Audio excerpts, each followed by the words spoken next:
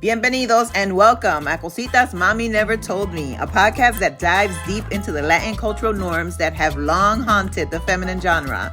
Montate and buckle up porque it's going to be a roller coaster ride. Nos fuimos! Very, very good. Hi, Diana! Hey, girl. What's going on? I ate a bagel like right before we started talking. Hence the lipstick all fucked up. Look at this shit. I was like, is it lipstick everything bagel? Missing. No, it was just a regular bagel. And then I went in there looking for cream cheese. And then my son looked at me and went like this. And I said, well, how come cream cheese is not on the fucking grocery list? That's why I got a fucking grocery list on this fridge so you can put it on there. So when I go to eat the fucking cream cheese, it's there. And so when I go to the grocery store, because no one else does, I can buy it. So needless to say, I have butter with my strawberry jam. Oh.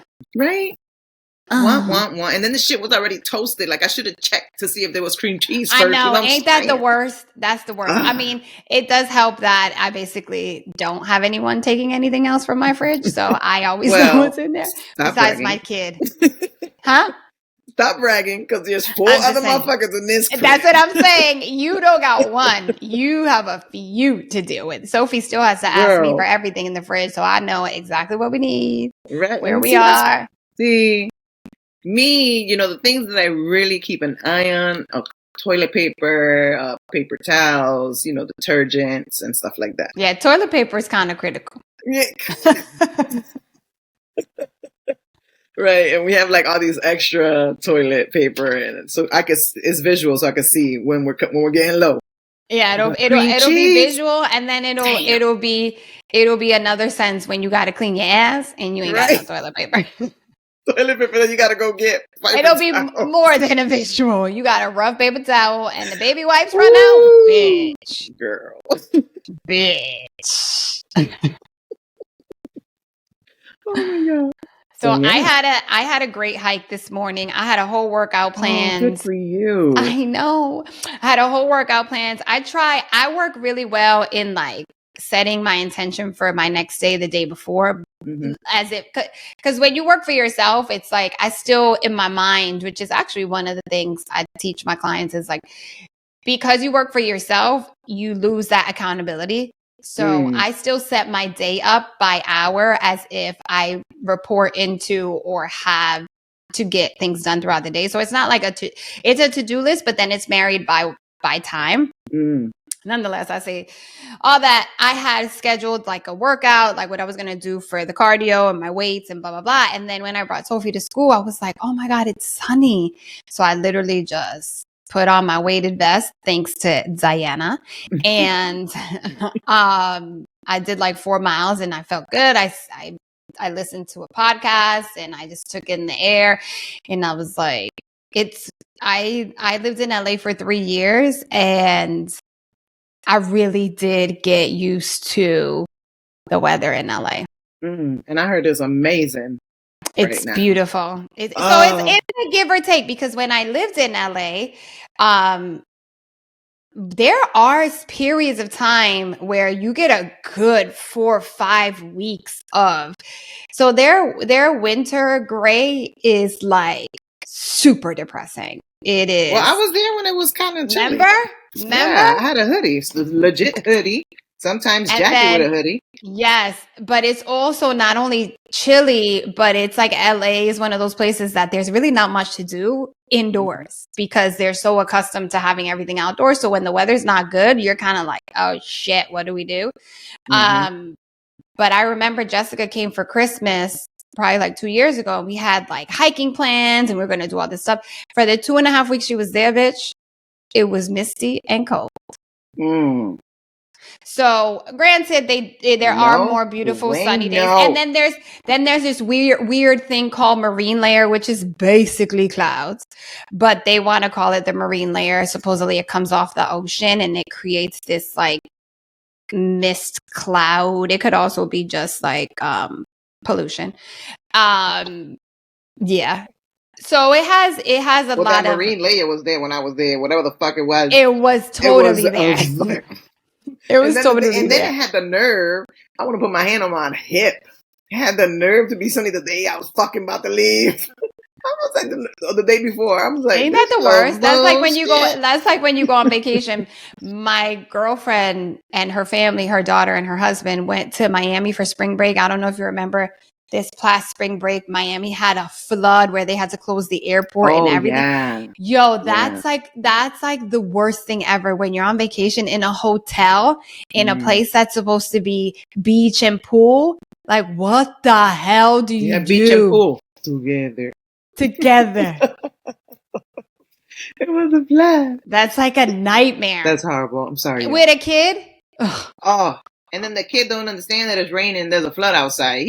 The child still want to have fun. The child don't give a fuck. Let's still get in the pool. We don't give a fuck if it's thunder and lightning. Yes. That's my mermaid. Getting electrocuted, mama. That's my mermaid. So my that kids too. They didn't give a fuck. Yo, I'm like, it could be a snowstorm outside. I'm like, bruh, you can't be outside. And they're like, but there's we want to play in snow. You're like, your fingers are gonna numb and fall off. But I had a good hike this morning, and what did I do this weekend? Oh, I took Sophie to we had like a play date. We did this glow show at the zoo, which was fun, freezing. But then on Sunday, because I definitely, like I told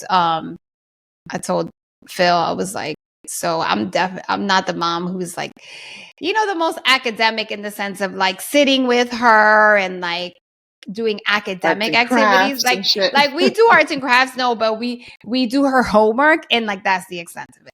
Like she then has to sit there and do her letters and tracing or whatever. But I'm definitely the experiential mom.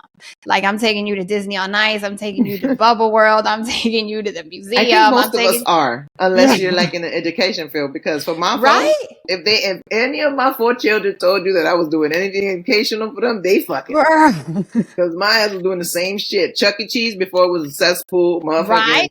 Anything on ice. Before people fighting at Chuck E. Cheese. You said Disney on Ice, it could have been the Hood on Ice. I would have brought the motherfuckers to watch. I'm there. I brought them the motherfucking the damn monster trucks. I brought them. Oh my god! I have to take her to that. I'm telling you. So I like to plan out like, so we're good through November, December, January, some of February.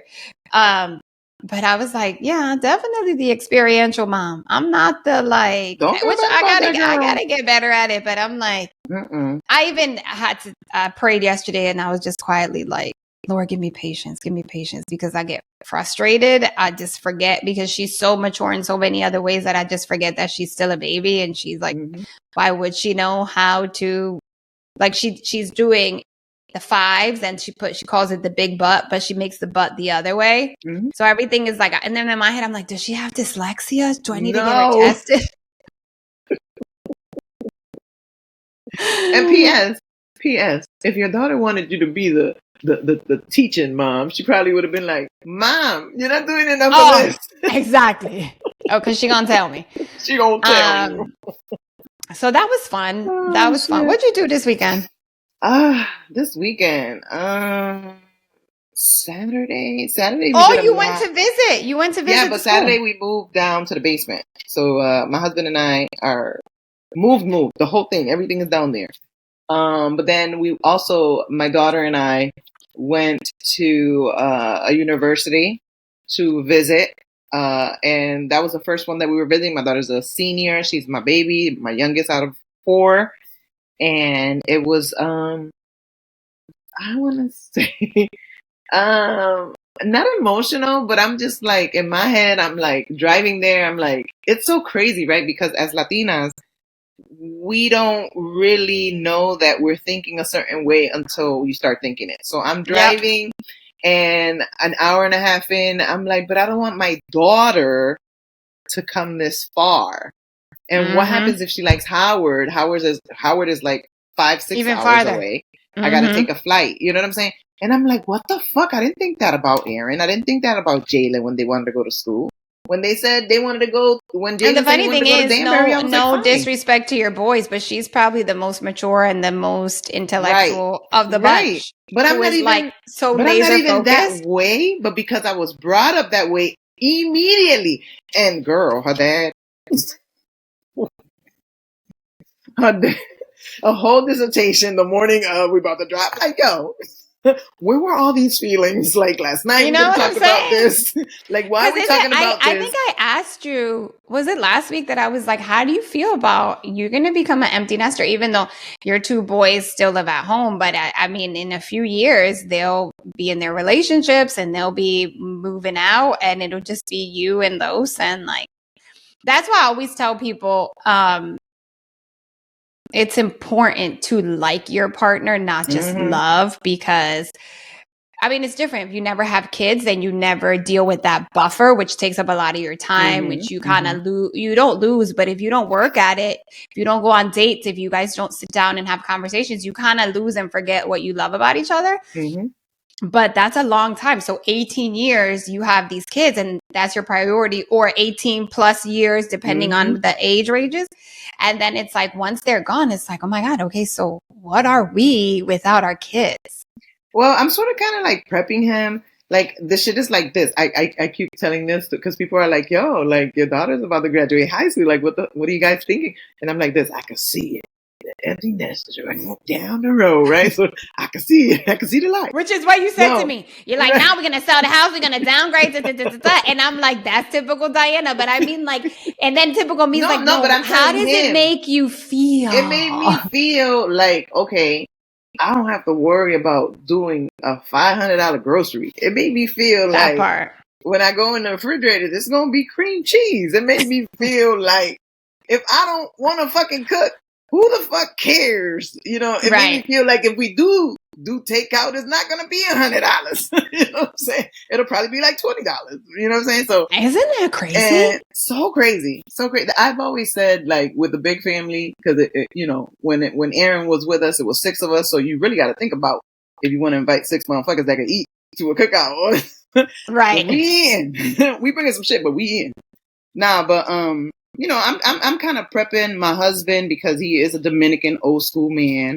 And I have, you know, made it to about 4 days a week cooking. And then I have, you know, a schedule where people have to, at your own, you know, at will, you got to cook your own shit. And I tell my husband, I ain't cooking for you. Like, if I'm cooking something for myself, then I'll cook too. But if I want to, don't feel like motherfucker gonna be cooking for your ass. The other day I made him a breakfast and I got a couple people inboxing me. I think it was yesterday because I was doing a day in the life and I fell asleep, girl. I'm bad at that shit. I fell asleep like you're so good at it though. People laugh at yours. My day in the life is like going on my hike. No, you're like, inspirational. Here I am, and then I'm like, I don't forgot. Knock yourself. Yours are inspirational. My call. And well, I didn't record myself working because I was like, this is boring. Like me typing, and you know what I'm saying? Like, I'm not gonna fucking bring people through this. So I was just like, I ain't gonna do that. Nah, but you know, just making him know that like once we're together, us two is a unit, and it's gonna be like 50-50. Like, you know, he washes his own clothes and stuff now anyway. So, you know, just that type of thing. But as far as all your kids wash their own clothes as well? Oh yeah.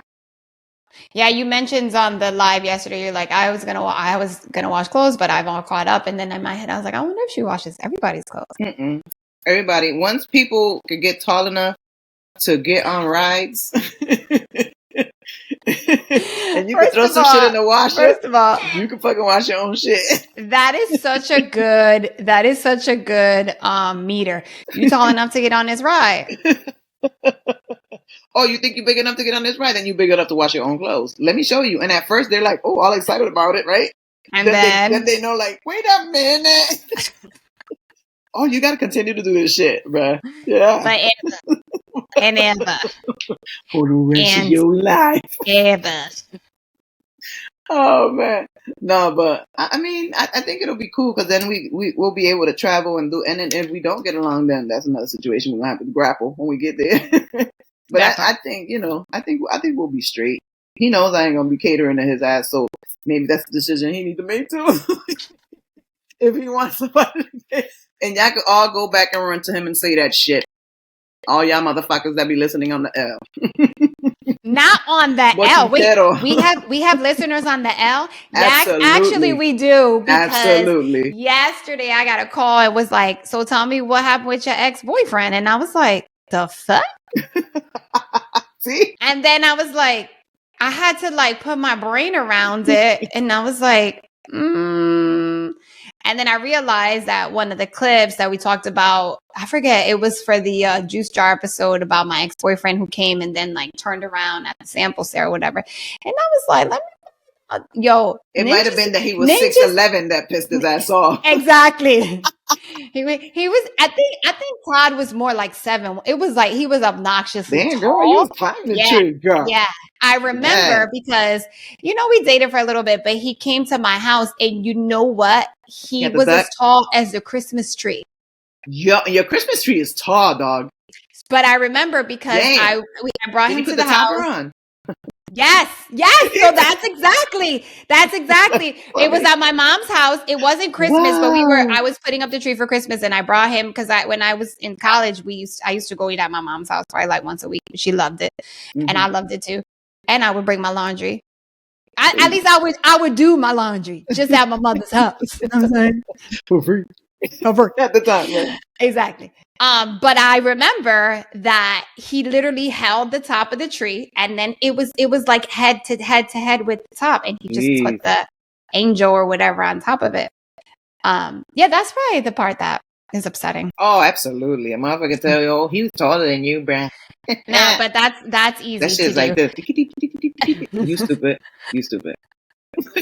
Stop stalking me. Okay. No, but now that we're saying not even on the L, because my husband, I would think that he would listen to all of them. Thank you for listening. But he chooses which ones he listens to. So remember how we had the conversation. So you know what we have to do? We have to label one like professional development, and that's the one where we're like dick. No. He doesn't even care anymore. Anyway, that I know of, because whatever. But it's so funny because he was like, so I was listening. So who's the dude that was? I was like, hold on, you haven't said anything about from this episode to the dude episode. So that means you're picking and choosing what episodes you want to listen to. If you're gonna be a follower, I said, be a loyal follower. I said, I don't want to hear nothing. You ain't say shit about this episode. You ain't say this about this episode. You ain't say nothing about this episode. So don't talk to me about the dude. That's because I'm a single woman, so that was what was surprising to me. I was like, wait, hold on. This is like the 3rd or 4th commentary about the podcast, and it's always in reference to a comment about an ex or about were you talking about me? Calm it down. No, calm it down. Not. You are definitely not 7 feet. You. Okay. There are other dicks in the peripherals. And I mean, Diana is married. And I meant Rocio's peripherals. Exactly. Because I have Diana's married, but I can't wait to record an episode. And we've gotten 3 people to inbox us about dating after divorce in your 40s and dating in your 40s. So I am just tapping into that pond, but I would love to share some horror stories and really great stories about people in their second chapters. Like Carlos and Vanessa, I think are such an amazing second chapter. Shout out like to Carlos him with Toro. The 5 kids, her with her kids. He'll come on, I mean. Yes. Carlos Toro, the best. Vanessa. They have no idea. Like when I went to do my hair, and that morning I was so emotional. My period is coming in 2 days. It was raining, blah, blah, blah. And I sat in her chair, and 10 minutes later I started crying. And it was literally because without knowing, I was so inspired by their second chapter of their relationship. And then Carlos came down and we spoke for the entire time I was there. And I left more like, wow, you know what? 1, good men and people do exist. And 2, there is life after, life and after. I also think that they've built a home. Like I and hopefully, I mean, if I haven't told Vanessa this, but I think that they've built a home that's so, I don't want to say transparent. It's just so homey that when you go in there, it's just light. But you know what it is? You're right. But you know what it is? That it's a perfect example of 2 broken people that come together knowing they're broken and just want to be whole. You get what I'm saying? But then share their love. And they're just transparent. The shit is the love is everywhere. You know what I'm saying? Like even with in the each way other, with the people who come over.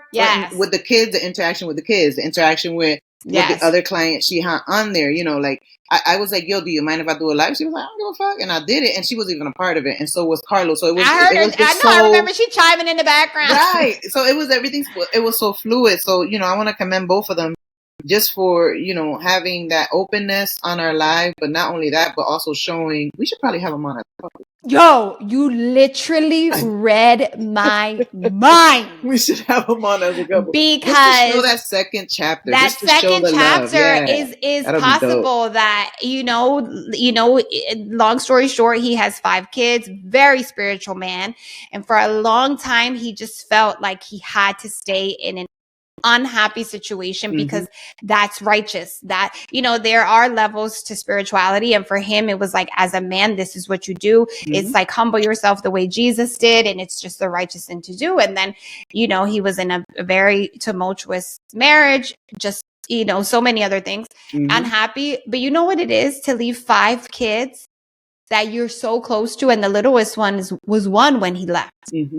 But it's about, for similar to me, it's like at some point you wake up and you're like, I have to choose myself. Like, I have to choose myself, because if not, I'm going to be toxic and be no good to anybody else.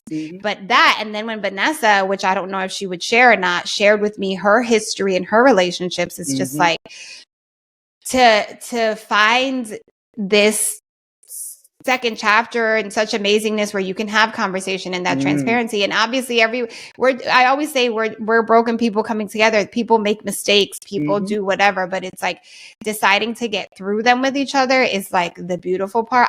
We should absolutely have them on. And they both have worked, right?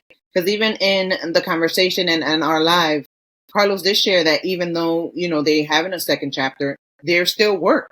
You know what I'm saying? Because no matter what, you're going to get with somebody that's brand new. You're going to get somebody's, you know, you're in somebody else's spaces, somebody else's children, on both parts, right? So there's always going to be some type of work. There's always going to be some type of, you know, finagling, adjustment, and all that stuff. But for them to have just that much luck. So you know what? After this, we about to call them and be like, yo, y'all we about to call them. Yo, we just made a whole little 10 minutes about y'all. So hopefully y'all don't mind, because y'all was on my live, so disclaimer. No.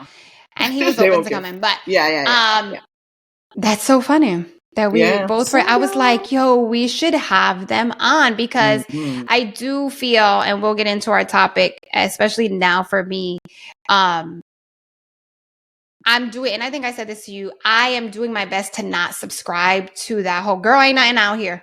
Girl ain't nothing out here. Girl, that mindset is like, bring nothing. I can't allow that into my stratosphere. I just gotta, that's like saying, you ain't never gonna find a job. You ain't never, like, you can't, like, first of all, it doesn't go with who I am. Right. But second of all, it's like, yeah, there may not be nothing out here for you, but you also ain't gonna meet someone sitting on your sofa.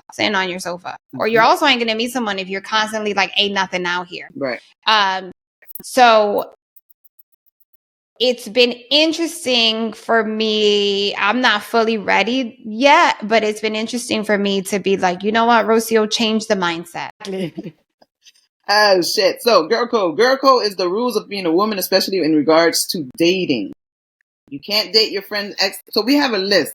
But girl code is a lot of different things. I've assembled a list about 10 things, and I'm sure we will come up with other stuff, I guess, as we go along. But I'm just gonna go right into it. My number one is like, you do not date, fuck, kiss, talk to on the L, whatever, with your friend's ex or their crush.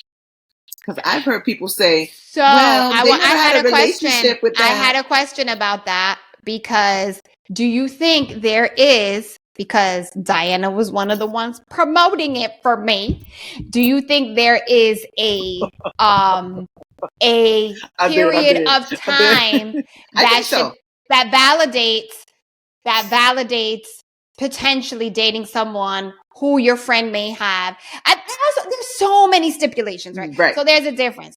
Was it a real relationship? Did they just hook up? Were they friends who were hooking up? Did they just make out? Because there's a person who Diana was like, you should absolutely like continue to see what's up with that.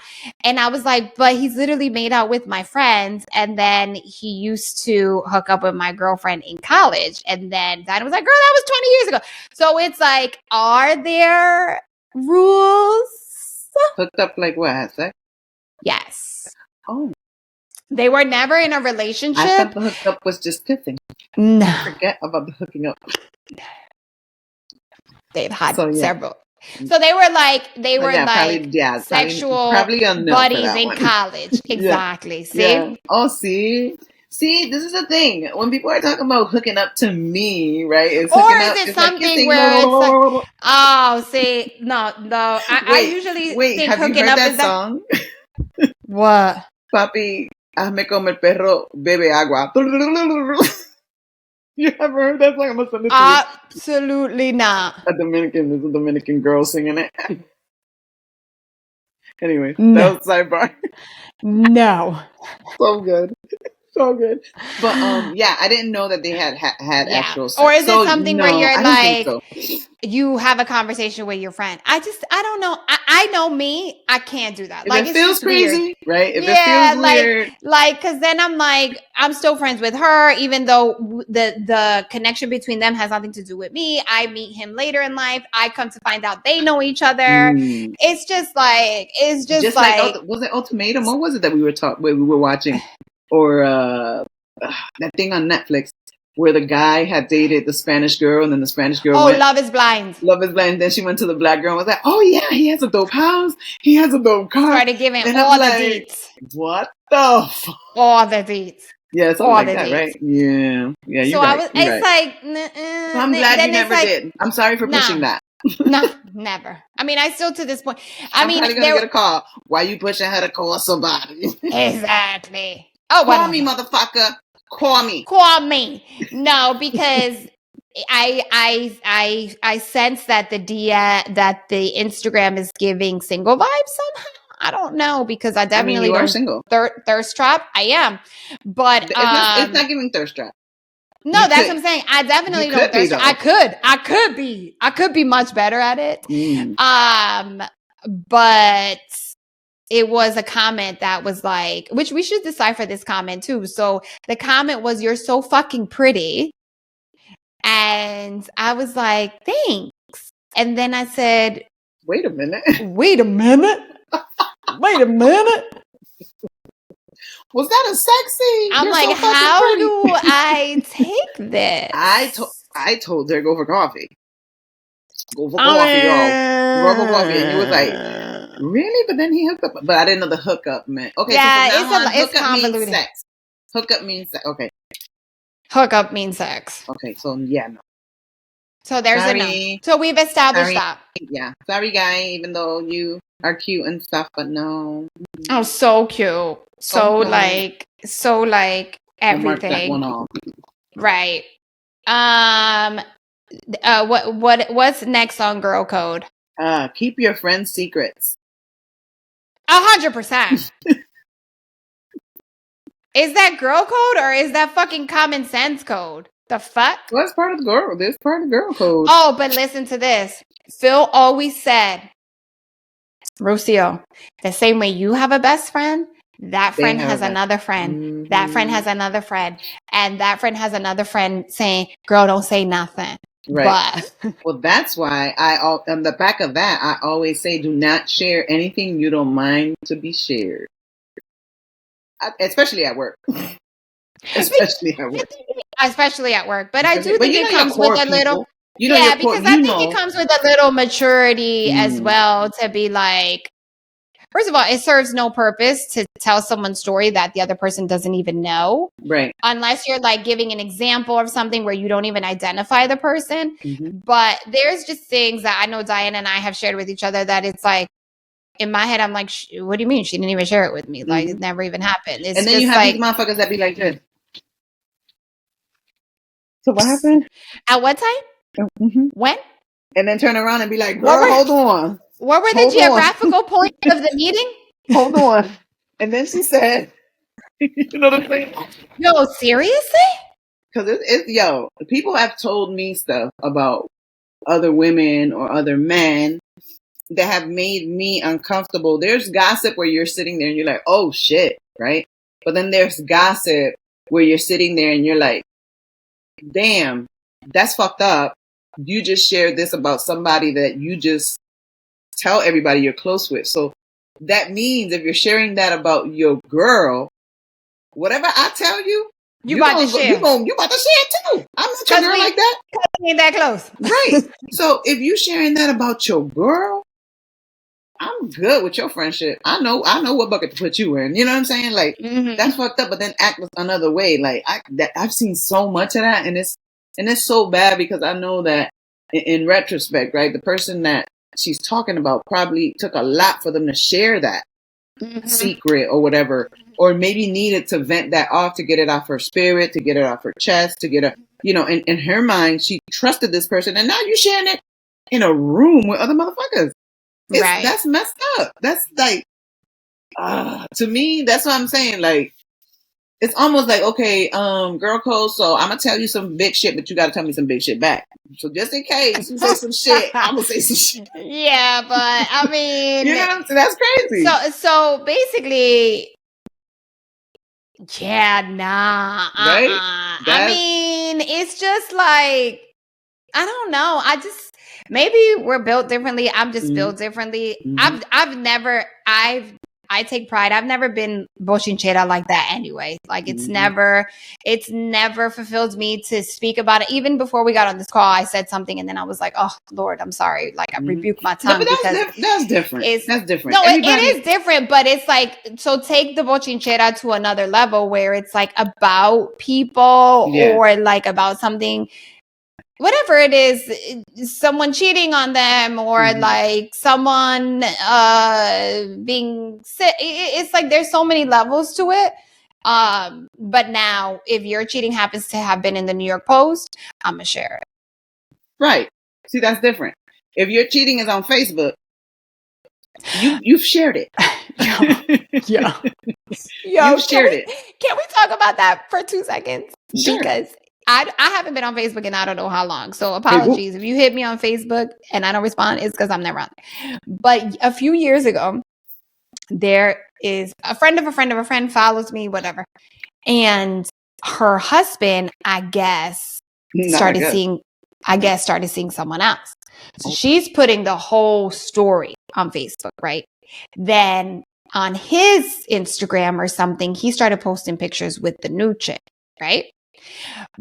And then the girl the woman is venting on her Facebook, And then, whatever, to each their own, marriage is marriage. She takes him back and then just put the man back on Facebook like they happily together. It's like what you said before. It's like, now I need to know what's happening in the third season of your life. Now I'm invested.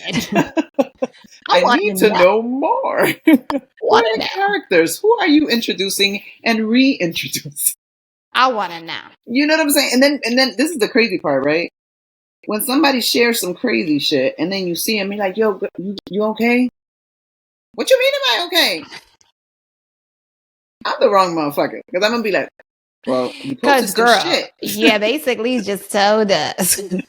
You posted some shit and then I saw you on the floor while your man was... Not on the floor. I've seen some crazy shit. Yo, when I tell you, I was at Andrea's, and this is way back because Andrea's like closed, like I want to say maybe COVID, before COVID, a little bit into COVID, but way before COVID, I seen this guy come into Andrea's, grab a girl that I want to say is in my age, maybe she's probably a little older than me, by the hair, drug her out of Andrea's, and was beating on this woman like she was a man. And she was taking these fucking punches. Like you could tell this dude had hit her before. Right? And no one did anything? People went out there and was like trying to separate him from her, and she got up. She ate those punches, but I was like, in what fucking stratosphere are we in our 40s and you're not allowing, but like, what the fuck? I was so mind blown by this shit. But then there's the people that are looking to help or whatever, right? And trying to separate them. the people that he was with, because they didn't think that he was going to do that. The people that she was with was a whole bunch of girls. So they're trying to separate, doing all this stuff. But then you got these people doing this. And I'm like, damn. That's that, because to me, girl code right there, like separate, right? Girl code, not friends or whatever. Let's say this is happening. Girl code to me is I'm calling 911. Right. Like, I'm not going to sit there and let that shit go down and happen. Yep. I might not get involved because, as we know, you could get hit. He could hit you and kill you because he really don't care. He hitting her because he loves her. Mm-hmm. Okay. Mm-hmm. That's his sick love language. He don't know you. He could kill you. He can kill. I mean, he loves her and he hitting her. So that's what I'm saying. That's how he loves her. His jealousy is a toxic ass love. But it's like there was a thing on social media. It's like, let's not forget, when Ike hit Tina, he also hit her friends. Mm-hmm. So it's like, but girl code in that moment is, I'm calling 911 or and the police was called, and I bring up the story because it's like all that stuff was already being said on Facebook. You know what I'm saying? Oh, and okay. Stuff was already about this person. She was already saying stuff on Facebook. And not to say that she deserved it or nothing, because I don't want to say nothing like that. I don't think anybody ever deserves to get hit or none of that stuff. That's not... Domestic violence is horrible. I don't think anybody should be in it. I don't think anybody deserves it. None of that. But what is it? If you got a beater, you need to leave her. Right. And you posting arguments and how what you call it, this and that. People are watching this. Like it's so crazy. And then, like you said, then that person took the man back. So to me, that person looked crazy. Like, but love is love, and you're gonna accept and apologize and take people back and all that great stuff, right? Whatever. But secrets, man. Secrets got a way of getting people fucked up. Telling you. That's why you gotta. Sometimes secrets, you gotta keep them, and that's why they're called secrets, right? Because it could lead to a lot of crazy shit like that. Like, maybe it was a secret that she went out. I don't know, because she was surprised to see him. She was very surprised to see him. And he came in there and it was But that's also the devil of social media. You keep posting where you at. You keep posting what you're doing, because in your head, you're like, oh, I need him to know I'm living my life. I'm out here living my best life. So you catch him in a rage moment, and then he come and pull you out by your hair, sir. That was so crazy. But let's go to the third one, because we went dark for a minute. The third one is be honest at all times. There's some fake friendships out here. I'm gonna tell you right now. I literally went. Is that girl code? Let me tell you. There's some fake friendships out here. Unless y'all motherfuckers blind, I'm gonna tell you why. I literally went. Is that girl code? And I'm not even trying to be mean. I'm not trying to be. Some people walk out the house looking crazy as fuck. And then they get to the place, to the spot, to the event, to the club, wherever, the restaurant, with a group of friends. And ain't nobody tell you look crazy as fuck. Like, I swear I'm going to sell mirrors at the club. And again, not to be mean, but all I'm saying is, if my friend doesn't look good in an outfit, if my friend looks weird, if you already see that she's pulling on her shirt or maybe tugging at her pants, you can tell when somebody's not comfortable in their outfit. Right. You can tell when somebody's not comfortable in their hair, their makeup, or whatever. Tell them. Perfect example. We went to a 90s party one time. It was a group of us, right? And people had different types of shirts. Somebody chose to wear a plaid shirt tied at the waist with like a sports bra. Like back in the day, you have a sports bra and then you tie. But not the. Okay, continue. Not to body shame, but the person didn't have the stomach that they had back in the day, right? And fine. Before we left, I was like, "You sure you want to wear that?" Person said, "Yeah." All right, good. At the end of the night, why are you coming at us talking about why the fuck y'all let me leave the house? Everybody was talking about me. Hold on, time out, bitch. I asked you, you sure you want to wear that? I was your friend in that moment. I asked you, was you sure? You said yeah. Did a double take in the mirror and kept it moving. I'm not going to tell you, no, take that off. No, you don't look good. No, I'm not going to do all that. I'm going to tell you, you sure you want to wear that? Yes. Because I'm speaking in code. You sure you want? What the sentence should say, I don't really think you should wear that. I should have not been speaking. Which, by the way, I just supported Diana's asshole commentary about me because I've said that before. Like, I don't think you should wear that. Because there's times, like, especially before my breast surgery, where in my head they didn't look so bad, but no, I should not be wearing that. Like, even though I'm small everywhere else, but it's different. Diana be like, girl, you should, and I'm like, I see is teta to my freaking chachi. So, no. When you were talking about wearing, like, that you couldn't wear them regular triangle bikini top, in my head, I was like, I'll just sew 2 triangles, like, yeah. But P.S., I used to wear them. The craziest thing is that I still have the same bikini tops, and I'm like, how dare I? Who was I? Because your titties now my teta fits in it nicely, but the meat was coming out both sides. And then, of course, Phil was like, looks great. I thought it looked great, too. I didn't mind the spillage. And I'm like, it wasn't spillage. It was like, I've never had spillage. So therefore, I was like, your spillage looks amazing. I don't have spillage, okay? But I'm with you because plenty of times I'll be like, y'all just a bunch of bad friends. Because right, that's what I'm saying. Why? Why are you letting your friend walk around? And then that's just from us looking in. Like, that's just from an outside observation. What other trickery and mind fuckery? Is she the one with the car? Is she the one with the money? Like, is there something else that's happening in that friendship? Because at the end of the day, not everyone fits in Forever 21. Back in the day, 5'7", contempo. Like, I'm all about body positivity 100%. But I've always said, it's like you could wear Gucci from head to toe. That shit is tacky. And it has to you could have YSL from head to toe. That shit is tacky. Like, I mean, but I get it. Now, to me, if your whole crew come in and y'all all tacky, then y'all friends. Right. Exactly. You know what I'm saying? And we're not talking just on some wardrobe.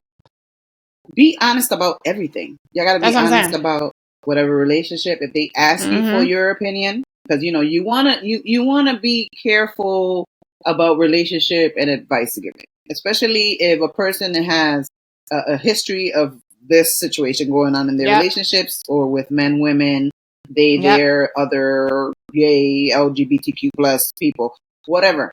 If you know that they have some stuff going on, you can have a lending ear. You can talk. Let them talk to you. But if they ask you to be honest about the situation, that's when you lend the honesty. That is so funny. Diana actually texted me about something that I had posted, and I was like, I honestly don't give a fuck. That morning, I was like raging, and I rarely have a raging moment, but I was like, clap, clap. She had an Uzi and a 9 in the other hand. I was just like, whoever come for me is getting shot. Pop, pop, pop, pop. And she was like, listen, as a friend and just as your sister, I'm done. I was like, it's cool. I don't give a fuck. Who looks into who reads into this shit? And then when she texted me again, she was like, if you don't want me to tell you, I won't tell you. I was like, no, you can tell me. I love it. Tell me. And then after I worked out, I blew off some steam. I was like, you know what? Let me take this down because it does feel that way. And Diana has been there. So I have a very good handful of friends as I transitioned from my marriage, because even that it took me years. You know what I'm saying? And one day I'm here, one day I'm there, one day I'm here, one day I'm there, exploring possible new relationships. Like, what is this? Doing this as an adult, a single month, like your mind in the fuckery that happens in here, which we're gonna have an episode on self-talk too, is like, yeah, you do need to have honest friends who can be like, girl, I see all the circumstances too, but I see why you're deciding to try this situation. You know what I'm saying?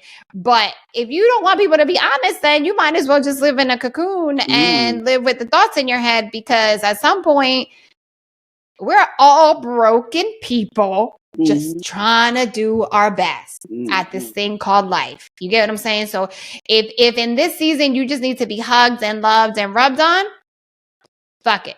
And if in 5 months, I like that rubbing part. You get what I'm saying? And if in 5 months, the rubbing and the hugging, you good, and spring has come, and you springing, and you feeling like your spring self, and being like, okay, that's what that season was for, and now I'm ready to take it.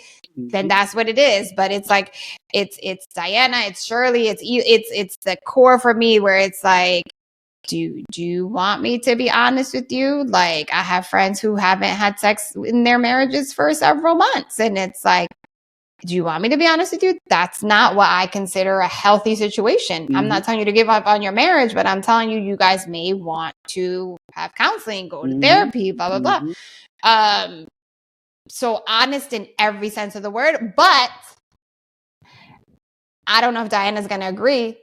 I don't want every woman in my life to be honest with me, because I don't respect every woman in my life. You get what I'm saying? It's not the message, it's the messenger. Okay? That's like somebody that don't know, that's like somebody that's about to do your hair but don't know, but her hair look crazy. You know what I'm saying? I know exactly what you mean. No, I agree with you 100%. And you still have a space for these friendships, like these pockets of friendships, and they still have a space in your life. And you respect them for what the space is in your life. But there is definitely, like, I'm sorry, boo, if you're in a marriage where you've been cheated on several times, and then what you do is stay and just deal with the toxicity in your head and decide, I'm going to stay, but not like be like, fuck it.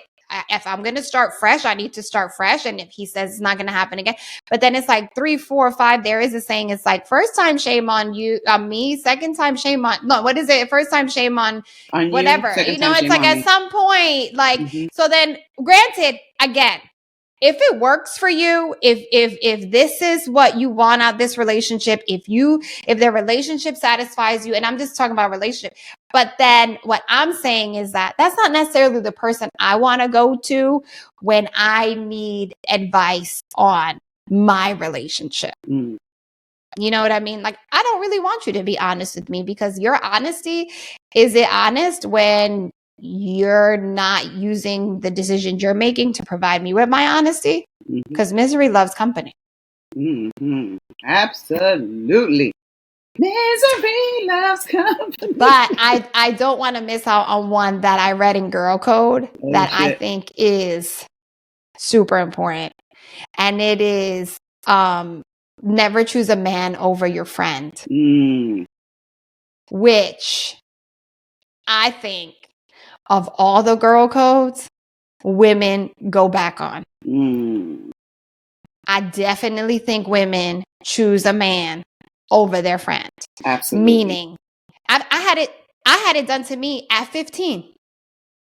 And when I tell you, it was probably the best thing to happen to me, because ever since then, and I have been in situations where I have seen, and I don't want to keep talking about cheating, I have seen my friend's boyfriend with another woman, and I just don't say nothing.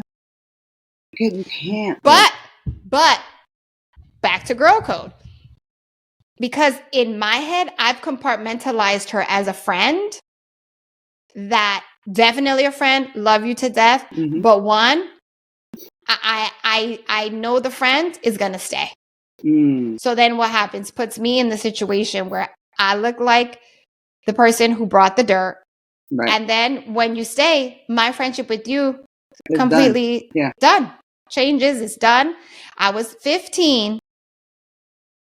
I was dating my boyfriend. My friend, very good friend, was dating his brother. 15, 16. The brother was cheating on her. How do I know? Because I was always at the house, blah, blah, blah. The girl he was cheating on was in his room.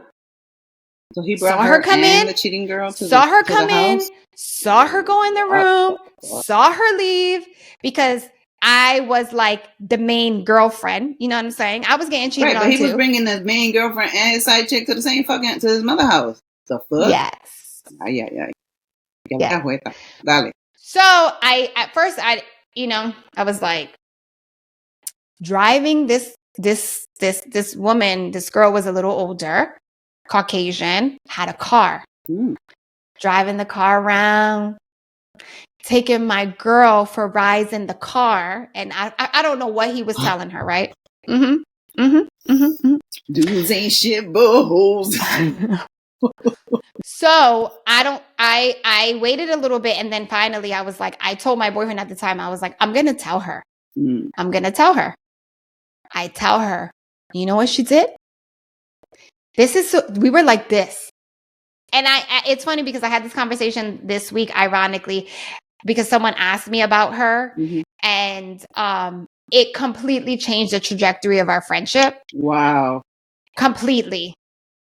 Even though we stayed friends, it definitely changed the trajectory of our friendship, which ended up being a good thing because we were better off that way. But brings the boyfriend to my house, my mother's house.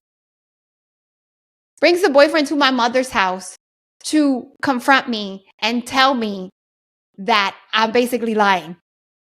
That I haven't seen what I saw. Oh. And then to shit on my boyfriend, who's the cheater. You get what I'm saying? Came with him. What did he say? He know he came with him. Came with him. Fuck? That's to crazy. Basically he defending himself and her defending him. And then at the end, it turned into, well, you're the one getting cheated on too. Oh. Yes. Oh. So at 15, I learned, you know what? A lot of times. Well, it depends for me. We choose men. If it's somebody that I know, like, let's say it's my sister. If it's like my good friend, let's say if it's you, if it's Nat, whatever. If I see the motherfucker with somebody, I'm going up to them. Oh, honestly, so that's what I'm saying. It depends who and we were like this, so I knew I had to tell her. Nowadays, I'm getting you on FaceTime, my dude. I'm gonna be like, so are you gonna tell her or am I? Because we about to call on FaceTime right now. What are we doing? Who is this? And where is? And hi, I'm Diana. You don't know? I'm best friends with his wife, girlfriend, lover, whatever the fuck it is. Exactly. Okay? That's exactly. And yes, I'm being messy. And yes, I'm being petty. But are you being messy? No, you're not being messy. Yeah, I am. He's being messy. No, but I'm being messy. You're not being messy. You don't think I'm being messy? No, he's being messy. Okay, he being messy then. Well, you know what you're doing? Back to the topic. You are holding true to girl code. True. Because if he wasn't being messy, there would be no story to tell. About. True that. But what you're not going to do, my dude, is... Because then who am I as a friend? Like that's like you and me and my sister. Who am I that you and me and him know I saw you with her, you saw me, we saw each other, and then I'm at your house next weekend eating the fucking arroz con gandule that your wife cooked, who's my best friend, and I'm not gonna. Nah, you doing that? And this is the thing, right? This is how dirty motherfuckers are. They be like, oh, that's why I've been playing you dirty, and your girl knew and didn't tell you. Knew about it. Bingo. And it's happened like 3 months ago. She saw me with somebody and ain't say nothing. You get what I'm saying? You get what I'm saying? All right, we're going to go to the next one. Do you want me to keep going? No, go. Don't outshine your friend, especially if they're having a moment, whether it's a wedding, if they're in a performance, if they just got a promotion. I've seen motherfuckers do this shit. I'm like, how you making the whole shit about you? And it's their moment. Like, let them have the moment. Let them shine. You're supposed to support your girl. If in fact it is your girl. When we're talking about girl code, we're talking about girls like in your inner circle. It's not just anybody. If you want to fucking have a fucking parade around somebody else, and if you don't, they're fine too. Like, whatever. We're not saying that you have to do any of these things. These are just girl code rules that are online in the Google. And the Google. And the Google. Do you agree with that? With the outshining? I do. It's like, to me, it's like a little example is like, I mean, unless the dress code to the wedding is white, Why would you wear white? Why would you wear white to someone's wedding? Even mothers too. Mothers shouldn't wear white either. I didn't want to mention mothers, but mothers or sisters, like, don't wear white. You're not supposed to. Let her wear white, even if she's the biggest whore in the world, and she's not supposed to wear white. You get what I'm saying? It's not about. It's like it. I see it so much, but I think that speaks more to maybe the type of person at all times anyway, like who they are or what they're going through. But there's also a space and time where you just got to be like, bitch, it ain't about you. Like it's just not about you. Like a good example, minimal example, but a good example. We did the Boss Babes event, right? And we were there representing Cositas, the podcast, and we're talking.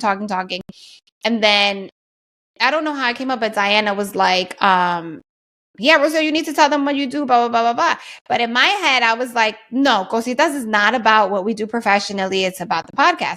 I say all that to say, then the girl who invited us asked me about what I did professionally. And she was like, oh, I didn't know. And it literally, I felt like changed her whole tone of how she was addressing me or us.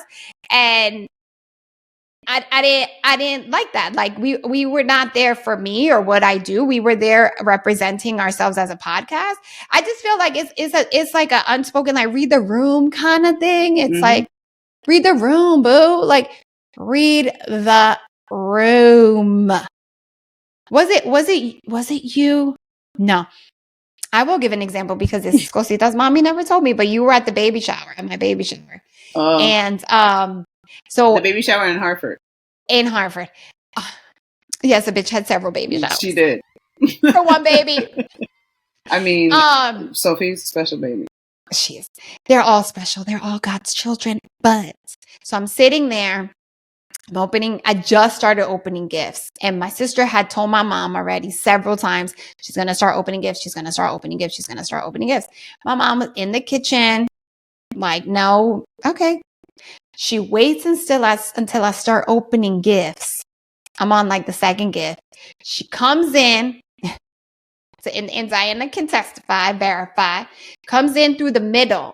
Mind you, it's a living room. It's a small baby shower. Comes in through the middle. And it's like, oh, you started opening gifts. And she's like, she sits on the armrest of the single chair that I'm sitting on. And you're pregnant. And I'm pregnant. Very to pregnant. Open gifts. And basically makes a comment like, and again, I love my mother. We've had conversations. We're making peace. We're constantly working. Well, it's my baby shower too, because basically like I'm here pregnant because she gave birth to me. And I'll never forget Carla Medina was there and she looks at me and she goes, mm-mm. She looks at me and she's like, babe, we all see it. It's not just you. Like her eyes and that moment was like, don't even. Like, don't even. It's okay. It's okay. Don't even. Because in my head, I wanted to be like, this is not about you. I would never do that to anybody. I would never. That's like it's your birthday party and I go behind. Ain't nobody else behind you. And they bring your sparkler out and I get like. And you know what the crazy thing, you bring up another memory about your baby shower. So you and I know how you've been wanting a Sophie for a long time, right? Mm-hmm. How you were trying for Sophie and stuff, right? So when we found out and you did your reveal about being pregnant, girl, over the moon. Oh, yes! Oh my God. Everything was amazing. So I had already been planning your gift. And so I brought over what I thought was an amazing gift. It was a basket. Oh my God. With like it was amazing. Yeah, with different Everything. shirts. And I made her a couple shirts to say, a personalized touch and, and she's opening her gift and I don't know who it was because I don't really know who it was because I think my response didn't let them identify themselves. But I know your mom was one of them. But they was like, well, damn, how many presents you going to give her? And I'm like, wait a minute. This is my moment to give her, my sister friend, a present. I know how long she's wanted Sophie. I want her to enjoy it. Nobody said shit when she was opening your present. Like, what the fuck is going on here? Basically. Why are you hating on my present? Basically. You had the opportunity to make your gift great too. Why are you mad? Great too. But you she had didn't. the opportunity and you did not. But then you want to bring the palm tree out and bring shade up in my present to my friend. Like, what the fuck? And I was like, anyway, whatever. And Rosie was over there like, oh my God, this is great. And I was just like, I love it. I loved everything. I was like, give me more. Yeah, it's but no you secret. Get what I'm it saying? took me 2 years to get pregnant. But you get what I'm saying, right? Like, it's your moment. You're enjoying it. I put thought into the gift for you because I knew your journey and all that stuff. And for somebody to try to take it away, because I was like, you ain't taking it away. Your mother, I can understand your mother, whatever. That speaks to girl code because a lot of the thing is that ego. You get what I'm saying? Like a lot of it is like there's really no weight to a gift. A gift could have been one item. You get what I'm saying? Right. But it triggers something in the ego of like, oh, I'm a closer friend, or oh, I'm her cousin, or oh, whatever. And it's like no. It's no. If you want to help with girl your gift, code is joy. If you want to help with your gift, exactly. Yeah.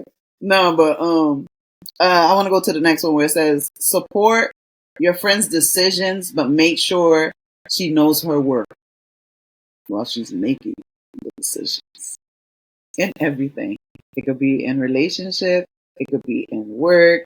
I think this one women struggle with. Oh, absolutely.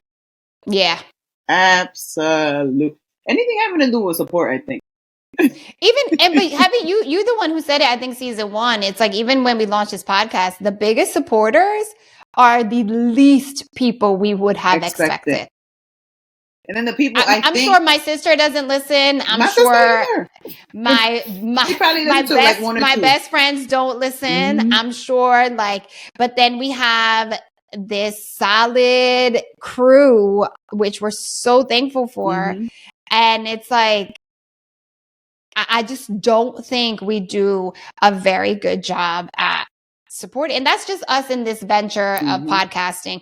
Like, can imagine when you're launching or what's the shit when you launch something, people want everything for free. Bitch. Well, shit, it was the perfect example is when we were going to this Boss Babes thing.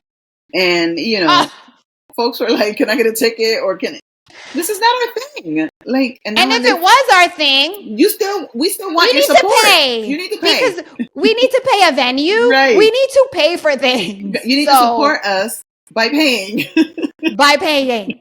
You shouldn't be supporting us by us worrying about what ticket we're going to give you. Like, what? If y'all motherfuckers is out here spending $500-$600 on Bad Bunny, you could buy your friend's candle for $20, boo. I mean, if they out here buying fake butts and shit, that's like really getting down to the nitty gritty. And some of these fake butts look crazy.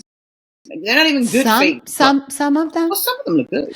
Oh, sidebar. Some of them we should have Dr. Payman said he would do the podcast. Shut your face. How you gonna tell me now in front of everybody? Because guess what? He ain't girl code, but he girl code. He down to support the cause. I mean, if you want to do a discount little situation on me, I'll take it. He may, but I'm telling you, Payman did my breasts. He's a top Beverly Hills plastic surgeon. That's a sidebar. And we did a whole episode because you were fucking downplaying the shit out of where you were going. And then a motherfucker pull up and I was like, I've seen this office before. Wait a minute. And then they got all the shows he's been on. And I was like, and then when he came out, I was like, starstruck. But that support, that support. And the funny thing is, girl code, right? That is supporting the guests that we are airing on the 5th. That may have already aired when this airs, so you guys know, but I won't give it away. One of the things she said was, I'm always going to support women. I'm always going to come to your event. I'm always going to do whatever I can to uplift.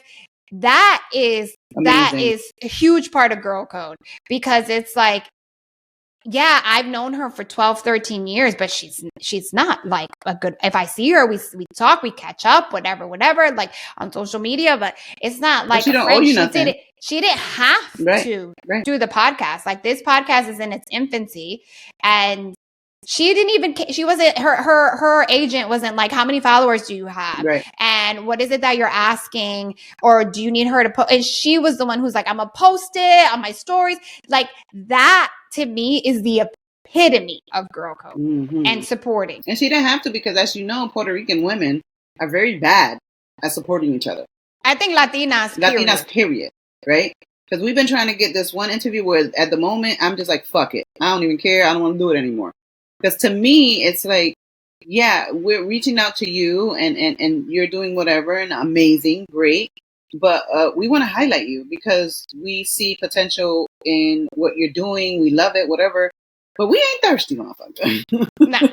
No. We ain't thirsty. Because we know we going places too. And then motherfuckers going to be knocking on the door. I'm like, wait a minute, check your inbox. Cause you gotta say, wait a minute. The way you, like Ray J? The way you usually say it. Wait a minute. You usually say, wait a minute. Wait a minute. That's what you usually say. But I like the Ray J one. Wait a minute. No, but I used to be like, wait a minute. Wait a minute. Look at your inbox. We slid into your DMs a few times asking you to come on. Now you want to come on? We good. Girl. But I definitely think the support one, yes, we slacking. I do also think that it may have a little to do with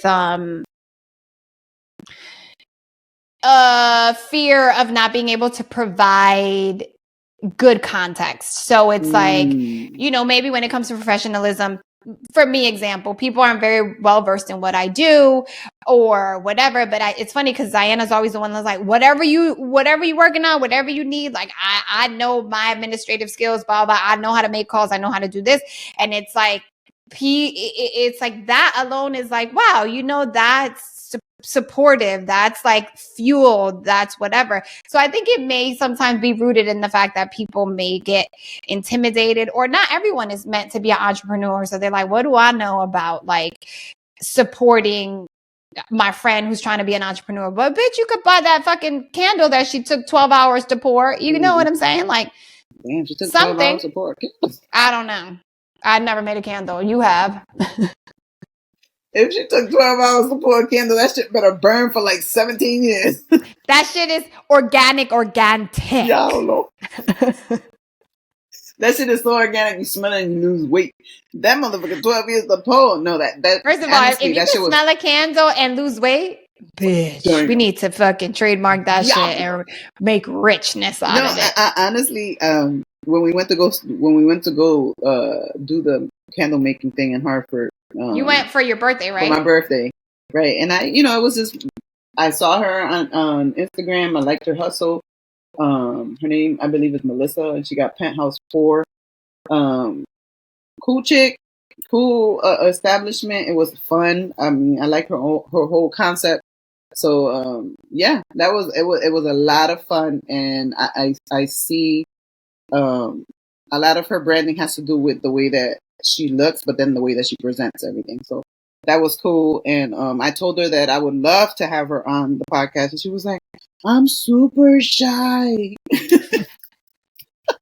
So I was like, well, that's not gonna work. And I was like, está bien. Yeah, Diana's like, that's not gonna work because this vehicle is visual and audio. Okay. You can't hide me. Like, no. It's funny. Ironically, I watched a podcast yesterday in the background, and it was Kat Von D, the tattoo artist. I don't know if you know, 2 or 3 years ago, she really, really became like a lover of Jesus and blah, blah, blah. Oh, that's why she disappeared from. Yeah, well, she disappeared. Yeah, and she this is a longer story, but I say this, I love her makeup. I hate that she sold it because it's not the same, but I love that she sold it because she probably made a lot of money, and she's a Mexican woman, and I love who she is as an artist, even from when she was on fucking Miami Ink and she was like 20. But anyway, I say that to say she's not the greatest interviewee. She was great on the show though. Great on the show because basically the cameras are following. Yes, and they edit. Yeah. And they edit. But in a sit down interview, it's a Christian podcast. I loved hearing her story, but I was having a hard time listening. Yeah. I was having a hard time like, ugh.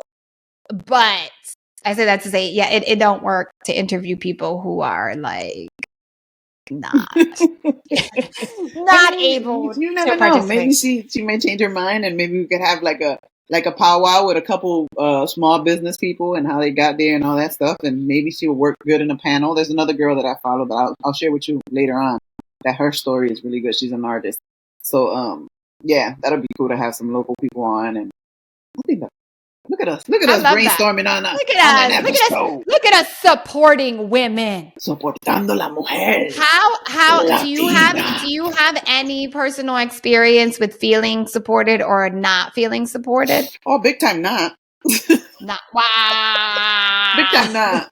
No, as a lot of you know, and I was very surprised to just find out just recently that a lot of people that follow us used to follow me on Dos Diana. Oh my God, isn't it funny how every now and then they're like, oh, I've been listening since Dos Diana. Yeah, and you're like, well, you could have told me about the support.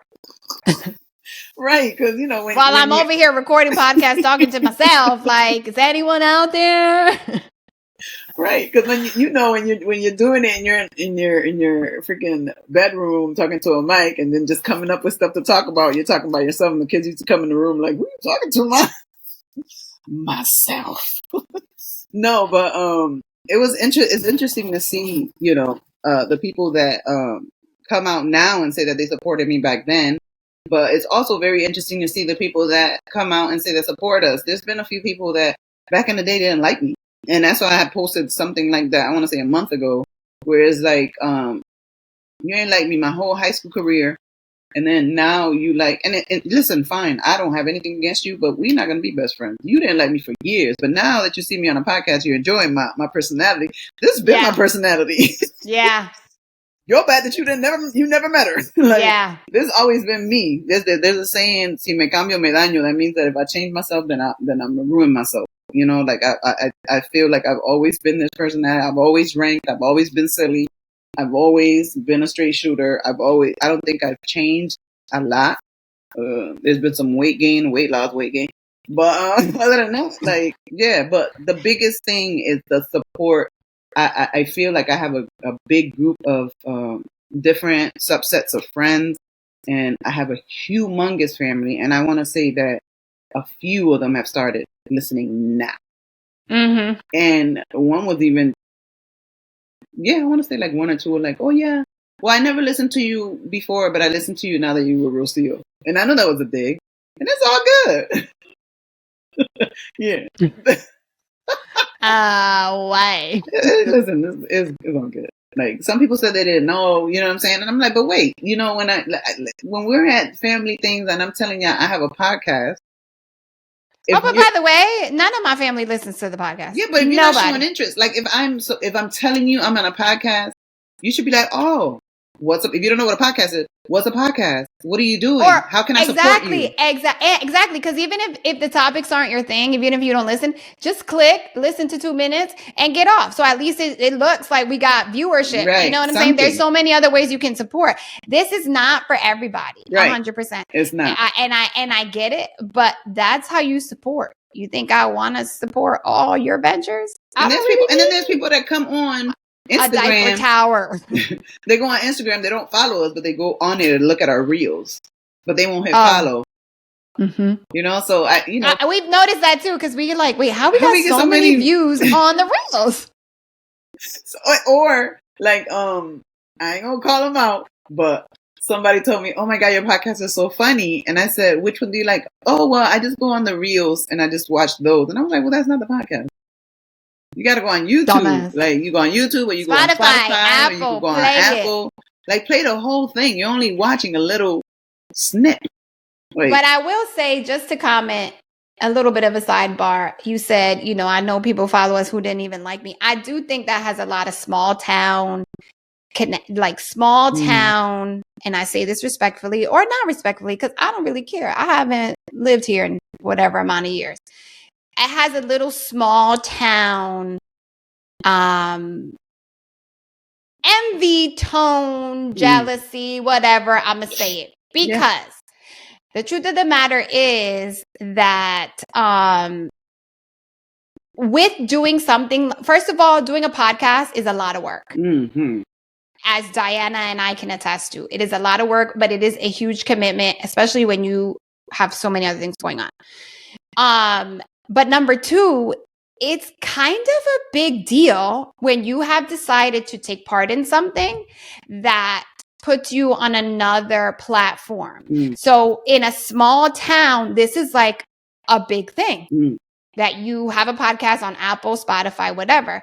But I say all that to say, and Diana has thick skin too, that it's like, with that comes a lot of fucking hate and a lot of like, oh, I knew her in high school. Oh, I knew her ex-boyfriend. Okay, it's public information. When I was living here and I had a boyfriend, we were together for years. We broke up. Okay, I am so sorry that the rest of this state and city is still stuck on when I was 15. 1995. We are no longer in 1995. Okay. We got information. I got information yesterday that I don't think I told you that. A listener says to someone we know, oh, you know that Rocio, the girl on the podcast, she used to date your uncle. They were together for a long time. They were like a serious situation. And? First of all, thank God this person already knew this. But second of all, that's what you get out of the podcast? Right. My boyfriend, when I did live here, when I was 15, like, girl, is why don't that you go listen to the podcast and see what you can get out of it instead of fucking. You know what I'm saying? It's so ridiculous. Did you know? But I say it's such a small town, small minds, and I say that respectfully, and I also say respectfully, bruh, there's no limit to what you can do. There's no limit. And guess what? If you're scared and you're allowing the limitations, then support women who are not scared. Support women who have 350 followers and 150 followers on YouTube and are still showing up every day to do this podcast, are still scheduling it, are still trying to stay relevant, are still trying to book people for interviews, because we want to be more, do more. And in it, support other women. So it's like, okay, that was my rant. I'm gonna get off my soapbox. Okay. And when we do release that amazing interview, I think we should totally tag our local radio station, which I've reached out to them and sent to a couple of them and sent. You know what I'm saying? But again, it's that type of mindset. There's no support until you get a name or you get support from outside of the state. Then there's, they were able to get this person on their podcast. You know, let's see what they're talking about type shit. You know, how were you able to get this person? Exactly. And then we have, you know, a nice list of other people that are going to come on. You know, when I was in LA and I told Diane, I was like, oh shit. Like, I lost my shit. So like they supporting. So it's just this thing of like, support is literally give me an hour of your day, talk about your life, how you got here, inspire someone, and that shit right there. Thank you. You know, like support is I do think it's the area we lack in the most. Yeah. Under girl code. Honestly, I wouldn't even say girl code. I would say human code. Human code. When there's enough space for everybody. That's the thing, right? There's enough space for everybody. I don't think there is Latina podcasts, and there's a lot of different types of avenues where Latinos and Latinas are thriving in podcasts, but I have not seen anything that comes close to ours. You know what I'm saying? So I think that support could be better in the sharing. The same people that share us, the same people that love on us, the same. Thank you so much for always being there and sharing us and all that great stuff. We will not forget y'all. For real, because we know who you are. We know who you are. Not over the glasses. Motherfuckers, some other ones. Motherfuckers. Yo, sidebar. Romeo kept calling us motherfuckers. But anyways. Yo! He totally did. Y'all motherfuckers ain't hype enough. He's so New York, though. He's so New York. But guess what? You know why? Because he wasn't feeling the support. Right. That's where I was going with that. He is giving you 200%. 200. And he wasn't feeling the support. He wasn't feeling the support. So that's what we're saying. Non sequitur. I hate going to shows or concerts where people have this sense of bitch, you pay for tickets to see this artist. Do not tell me to sit down. You know what I'm saying? Like, don't come to the show. Right. Because having worked on the other end, these people are human. And it's just not regular people like me and Diana or your friends who need support. They need support. They need to feel like you are enjoying yourself. Like they need to feel like you didn't just buy tickets, but now you're going to bring your energy so that I feel like when I'm performing, like, fuck, these people love me. It's a human thing. We all need to feel support. We all need to feel love. And I definitely think that's one of the areas that we let, it's not even ego. We let our mind kind of talk us out of providing support because you're like, it may be too intimate. It may be something that is too intimate for people to do. Yeah. And I would encourage anyone to try it. Step out of that comfort zone because you have no idea what kind of day or what someone is going through that you could literally change the trajectory of their day, of the idea they've been working on. Or you also have no idea how much value people put on things you say or what you bring to the table. But yes, he was calling us motherfuckers because he wasn't feeling the energy. So, motherfuckers. No. Subscribe, share, follow, talk about us, whatever. But back to the thing, protecting, you got to protect your friends, especially in creepy situations or when people are being unkind. You have to have their backs. Because there's, like we said earlier, I think we talked about it, where somebody is bringing information that person over there listening, she gonna bring that information. You have to be like, well, you know what? That person is not here. Let's not talk shit about them. That's how you handle that. Which, by the way, I've literally done probably twice. Oh my God, I've done that. They start talking because they know that I know somebody, and I'm like, okay, that person's not here. Would you like for me to call her and put her on speaker so they understand what's going on here? Oh no. Okay, so maybe stop until I leave, then you can do whatever. But it's like, no. But then in that situation also, I don't like to bring back. Like, girl, I had to check your girl and tell her stop talking to me. I don't do that either. I let that person, if you want to go back and tell them and then the person comes to me, fine. I'll be like, yeah, your girl was talking shit, so I told her not to talk shit. What was she going to say? You need to talk to her about that. You know what I'm saying? Right. But I'm not going to turn around and go and say, oh, girl, I stopped your girl from talking shit. She was about to talk shit. For what? I checked her. That's it. You know what I'm saying? But I don't think there's enough of that. Like, I don't think also, like, if your friend hasn't done anything to you, you shouldn't be talking shit about her. Just because you're mad of whatever if she's shining, if something amazing is happening in her life. Right. Like, some people get into that toxic mind frame, and it's okay, you're human, right? But if she's actually your friend and she hasn't done anything, why are you doing that?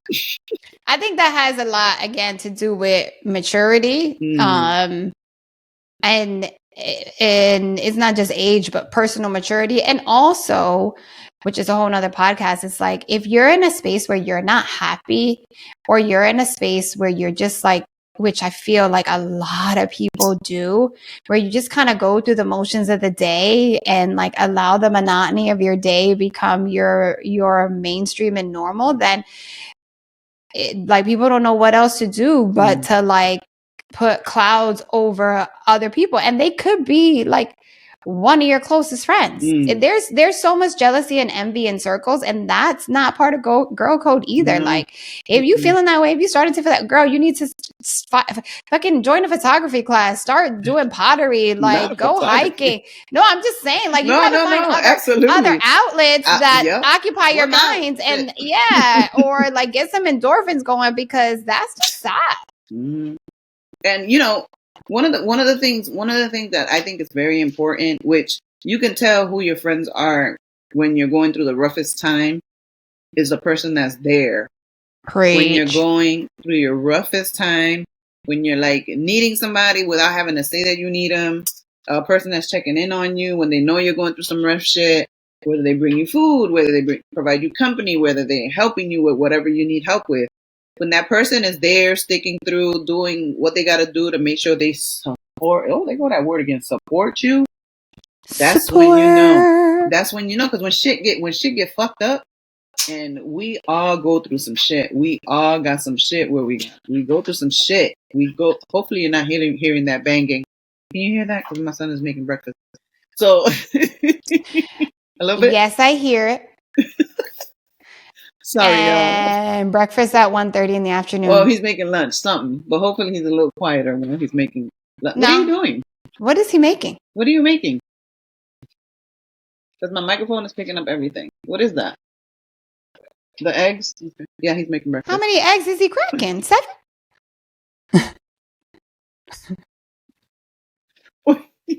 Is he eating 6 eggs? Maybe, because he usually eats 2 per sandwich, so maybe 4. Wow.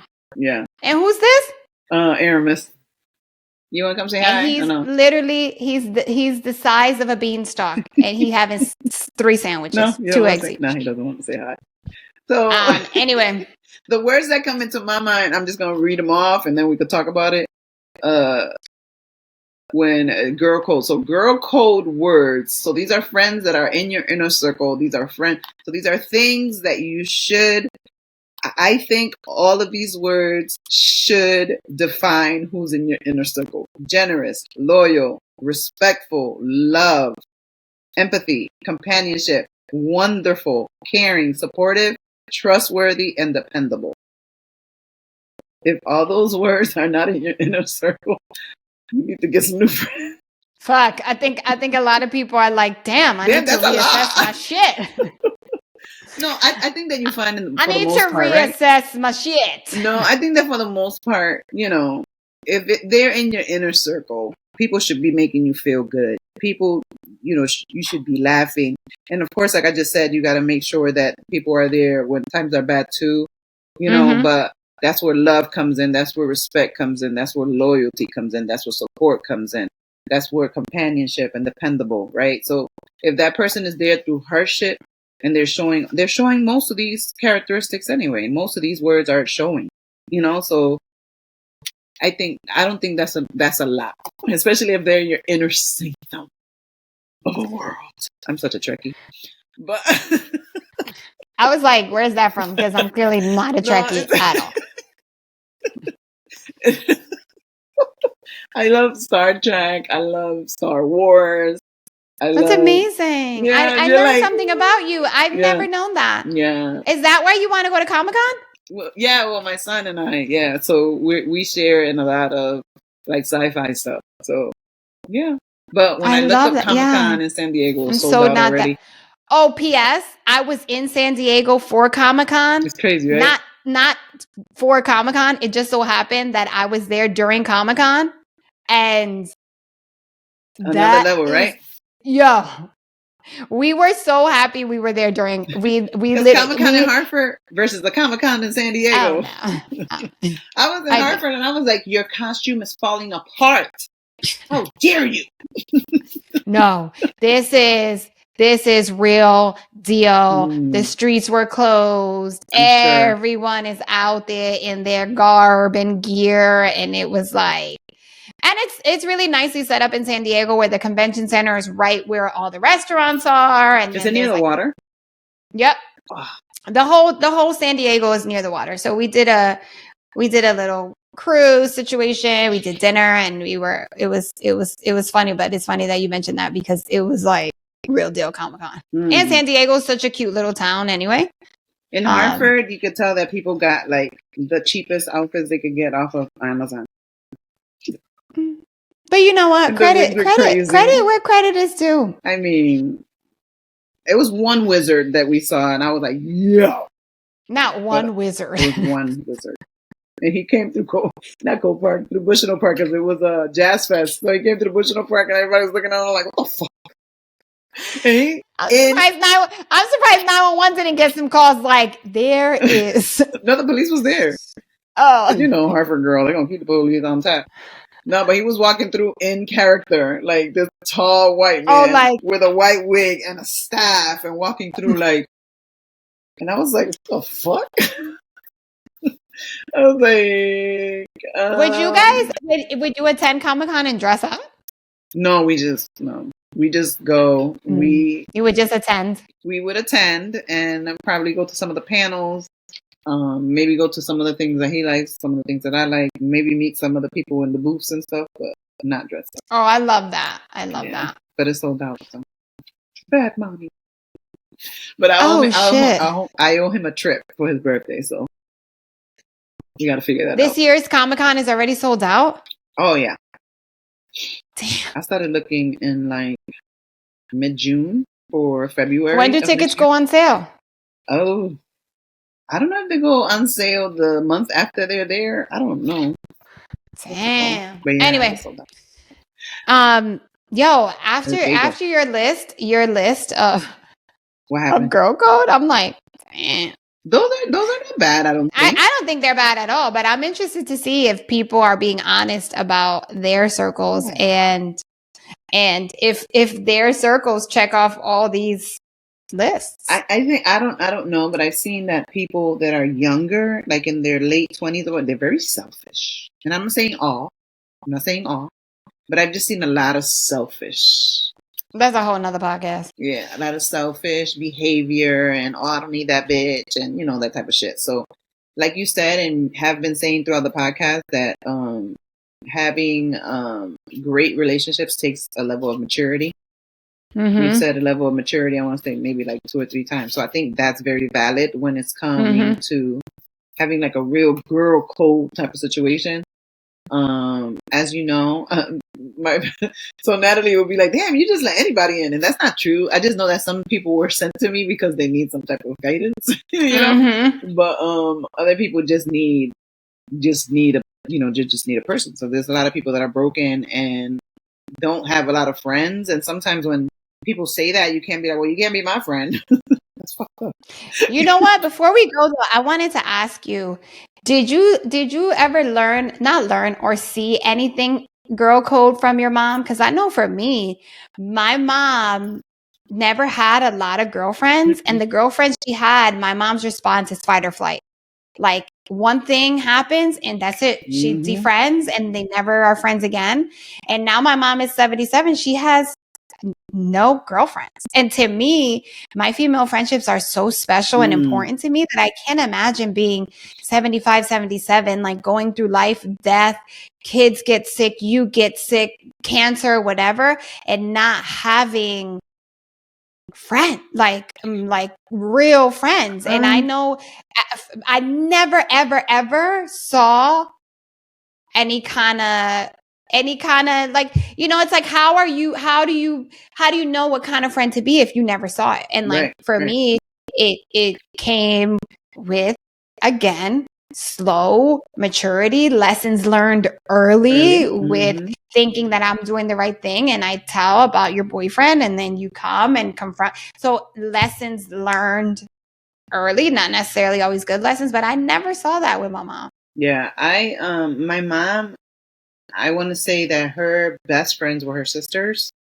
And so, a couple of her sisters have passed and the ones that she was closest to.